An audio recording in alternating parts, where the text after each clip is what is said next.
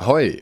I've seen a lot of discussion about New World's expansion that I'd like to weigh in on a little bit, specifically the question if this is a true expansion, or extending from that, if this is enough for an expansion. You are enough. Now, there aren't any specific requirements that an expansion needs to meet in order to be called an expansion, but what we can base this on is what the developers have said themselves, because the developers specifically said that Brimstone Sands was not an expansion, but this, Rise of the Angry Earth, is an expansion, and the difference is that you're paying for it too. Due to that, the first thing that I'd like to do here is compare Brimstone Sands and Rise of the Angry Earth in terms of what they're offering. Both of them come with a new zone. In case of Rise of the Angry Earth, this is technically a reworked zone, but realistically it wouldn't have made much of a difference if they placed the new zone next to First Light or on top of First Light, because First Light wasn't used in the first place. So I just consider it a new zone in general. Both come with a new quest line in that zone, both come with a new expedition in that zone. Both come with a new weapon. We had the Greatsword with Brimstone Sands, and we have the Flail with Rise of the Angry Earth. Both come with significant combat and perk changes. I would say they are a little bit larger in the expansion overall, but they definitely existed in both. Both also come with a new combat item type. That was the Hard Rune for Brimstone, and now we have the artifacts. Both also come with a zone overhaul, or rather multiple of them. I would argue that the ones for Rise of the Angry Earth are a bit bigger here, because Eden Grove is actually getting overhauls insofar that the entire settlement is being created and placed there. I would say that settlement is not as impressive as it could have been, but it's still a little bit more than what we got with Brimstone, especially because some repeatable late game areas in Eden Grove also got an overhaul. Both come with new resources and crafting changes. This especially affects crafting best in SLOTH. With Brimstone Sands we got the Golden Scarabs, and with Rise of the Angry Earth we're getting the Prismatic Scarabs as well as the Dark Matter crafting. So again, a bit more here in Rise of the Angry Earth. Something we had shortly after Brimstone Sands, but would make it part of the expansion, were fresh start servers, and we won't have these this time. We will have new servers if there's enough demand for them, but no fresh start again. I personally think that not making fresh start servers with this expansion is the correct play based on what kind of expansion we're looking at here, but I can understand players that want to have fresh start servers as well, and this is something that they're not offering this time. But there are also a lot of things that Rise of the Angry Earth offers that Brimstone didn't offer. It comes with a mutator rework, it comes with a new trade skill being mounts, which is a very major feature. It comes with a level and gear score increase and everything that entails. It comes with an attribute capstone overhaul, Ward, Bane and Resilient removal, which just fundamentally changes the game overall. It comes with a trade skill increase for all trade skills, not equally well done for all of them, but it exists at least.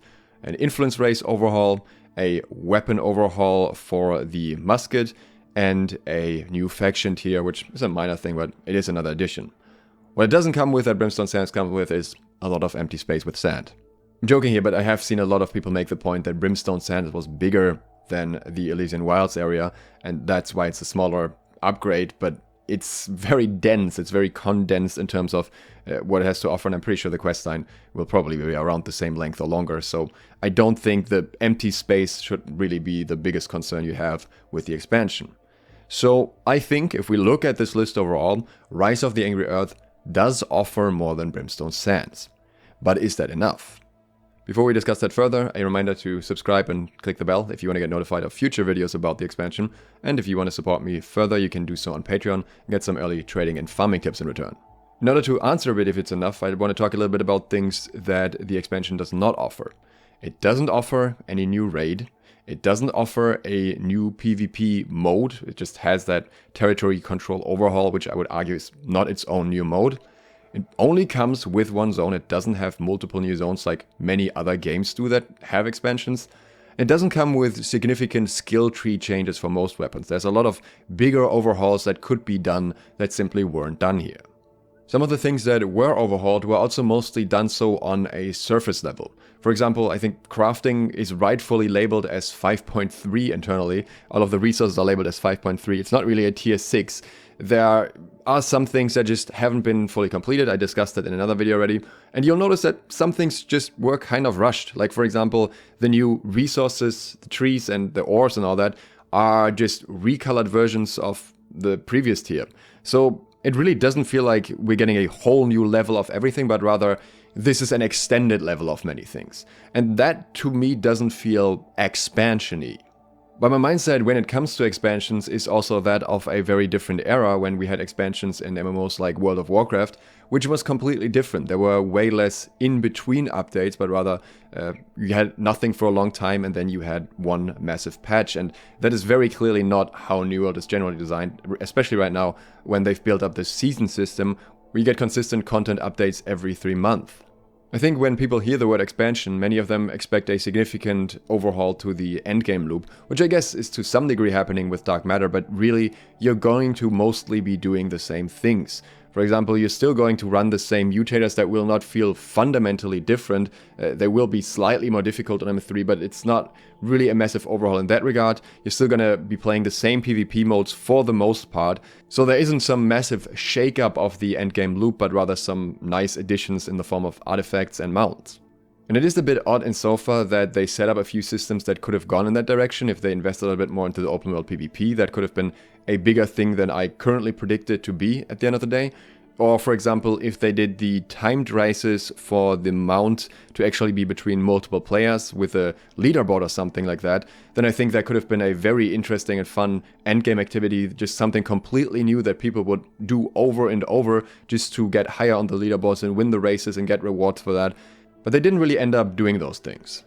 That means I believe the expansion will be absolutely refreshing for people that are coming back after a long break, like for example someone who hasn't played since Brimstone or even longer, and will see the new arena maps and will see the cross-world OPR, for example, on the PvP side of things, and explore all the new dungeons, hasn't played Forge yet, for example. There's going to be plenty to do for them, they can even do the Sandworm raid, but it's a bit different for someone who has consistently played throughout the year, who will primarily end up getting new things to grind and level.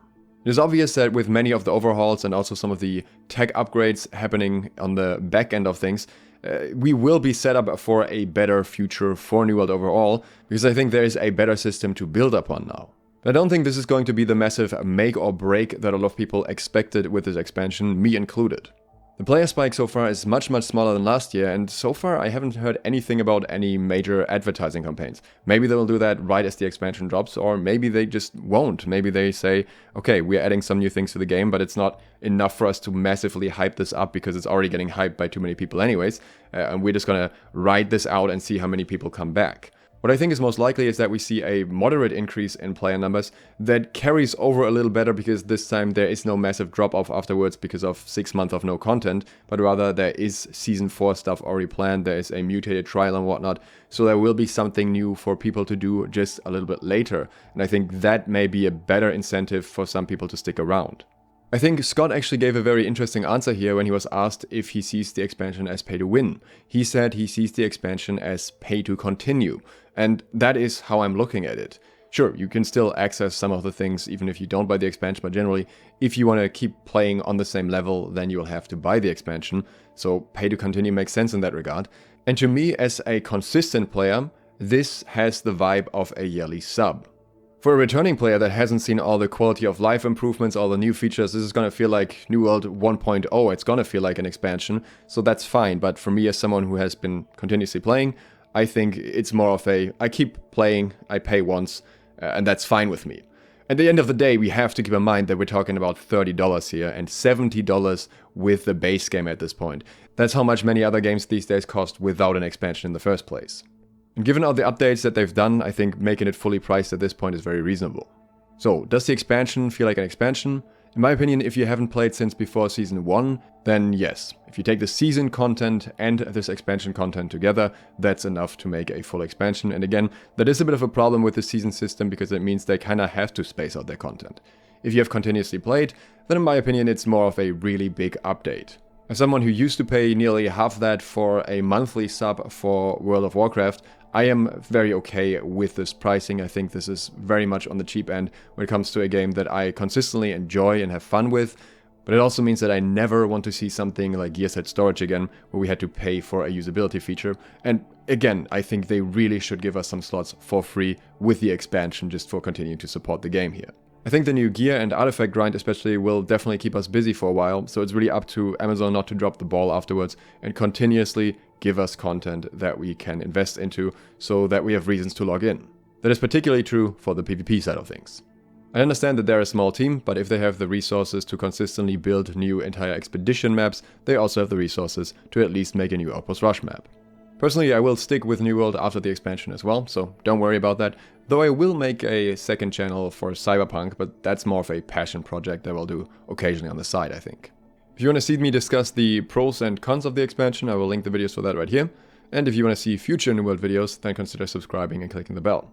If you'd like to support me further and help me continue doing this, and get some early trading tips in return, then you can do so on Patreon. Thanks to all of my patrons who already do exactly that. Thank you for watching. Sloth out.